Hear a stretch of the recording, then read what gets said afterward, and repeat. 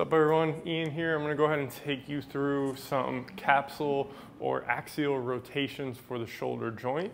If you haven't yet, you can check out the hip capsule cars that are also on the YouTube channel. And what we're really doing is kind of showing you the work that has come out of the FRS summit that I went to. So Dr. Chivers and Dr. Andrea Spina were really emphasizing the idea that rotation is king when it comes to the hips and the shoulders especially. And if we don't have the rotational capacity, then the ability to flex, to extend, to abduct, all of these other movements are going to suffer. And essentially there's just not going to be room in the capsule or in the workspace or in the joint to be able to effectively move. So if you do want to learn more about that, I'm kind of keeping it short, but go over to functionalanatomyseminars.com and you'll actually be able to find the summit that you can purchase and watch the entire thing. Highly recommend it. Unbelievable, just mind-blowing stuff. So definitely check that out, but in the meantime, what we can do is we can go through some of those capsule cars that I was talking about. So the first one that we're going to do is with bent arm. The idea of it is with the bent arm, I want to think about there's a stake going through my elbow, almost like a vampire stake going straight through my elbow, straight through my shoulder. So it's going to keep that same axis of rotation. So when I do my internal rotation, there's going to be as little movement of the elbow as possible. And I'm also not shrugging. So notice that none of this is happening.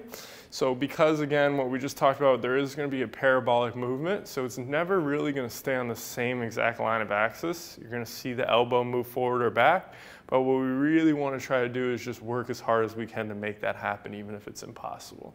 So try not to let the elbow move so far forward with shrugging. Try not to let it drop. So if you started off up there and now you're down here, that's obviously something different. Or maybe even, which is more common during external rotation, you let your elbow jut forward instead of staying in that same line. Now, with those, you could do them from any angle. So this is an option, okay? Halfway in between, anywhere along the spectrum is an option to actually do it. What we want to make sure is that you're getting rotation, and that rotation is represented by the X on our bicep. So if you see all kinds of stuff moving, but there's not really a lot of movement in the bicep or even the elbow, that's going to really dictate if the shoulder is actually rotating in the capsule, which is really the goal of this exercise. So there's your bent arm. Now, what you've seen tons of times on my channel is just a straight arm version. So I'm doing the exact same thing, rotating. Keep in mind your core positioning. I didn't go through the whole radiation process. Hopefully you guys have been with me long enough to know that that's what's going to happen anyway. So as I come into external rotation, I'm not lifting up my rib cage. As I go into internal rotation, again, there's no shrugging going on or maybe even spinal flexion that might occur.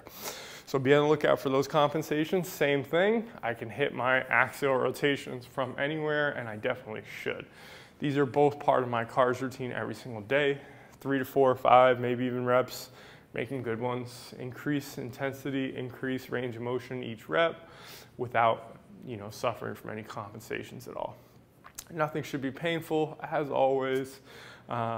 Make sure you're taking your time with these. And again, it's really all about, are you rotating in the shoulder joint? Don't let all this other stuff fool you. If you notice right now, I have the X on my bicep right here, and it is not moving.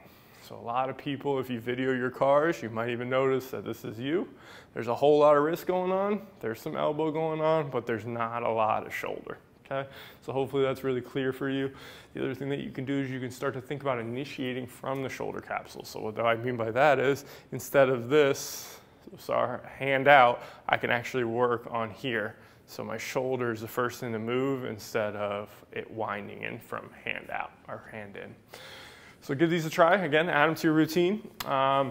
Should be on big part of Mobility 101, our foundational program at marcotrainingsystems.com. So any comments or feedback, always appreciate it. Leave it below and enjoy the rest of your day.